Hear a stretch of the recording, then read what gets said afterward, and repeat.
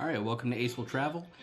I bought a new RV lock. So if you looked at any of the past videos, you can tell I got locked out of my trailer and I didn't want it to happen again. So I bought this. Let's take a look at what's inside. You got all the informational stuff that I probably won't read right away. Comes with batteries. Comes with more batteries. So there's 4 AA's that it comes with. And comes with all the fun stuff here. So your door strikers. Set of keys, which I highly recommend you put one inside of your normal vehicle or inside your house or somewhere that's going to be safe and you know to bring with you when you're going camping, and then the other one on your regular trailer keys. That way, if you are remote somewhere, you can easily get your way out, or not out, but into your trailer. So, as you see here, it's the whole locking mechanism here. It has the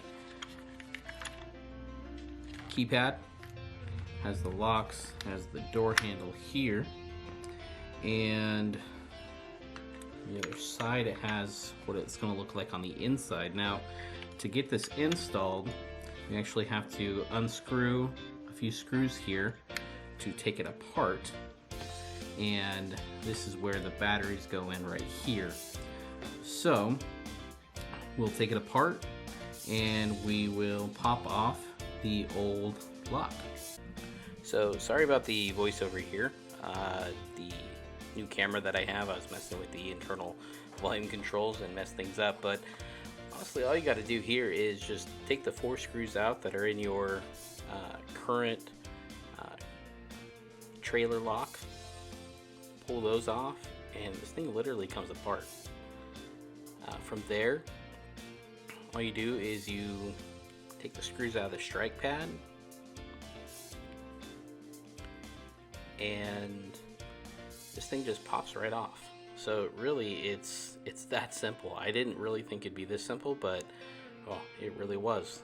So then I just took the new lock and took the outside of it and pretty much just popped it in. You slide it right in. This thing is a perfect glove fit for a standard RV lock, and it was pretty simple. You want to make sure all the wires that you have back there, because there are wires that are going to connect to the other side, and you're going to want to make sure that that's all squared away.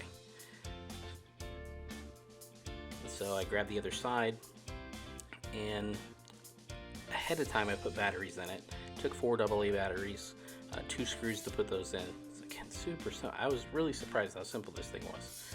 So you connect the wires to each other there, and you're literally just going to make sure that the wires are tucked in nicely.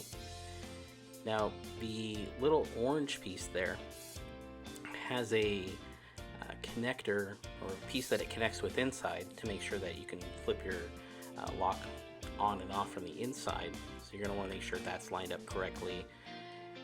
And you know, I really suggest, if you have a clamp, to get a clamp, but it's better if you have another person to hold it from each side to make sure it doesn't come out, and one person to screw the screws in. So started off by doing 2 of the screws, and you want to make sure that, again, everything's lined up before you screw everything in, and that your locks work, and it's good to go.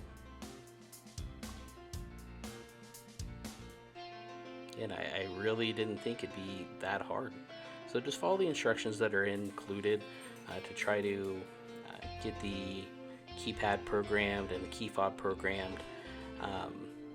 Defaults for these are 1, 2, 3, 4. Once you're good to go, you put your strike pads back in, and this thing was just, I was really surprised. This thing was like 10 minutes to take mine off and put this one on. So if you're adverse to doing any of this, just go do it. It's totally simple. So have at it. As you can see, put in the default code, it locks. It's that good. So thanks for watching this install video. This is Ace Will Travel, and as always, keep traveling.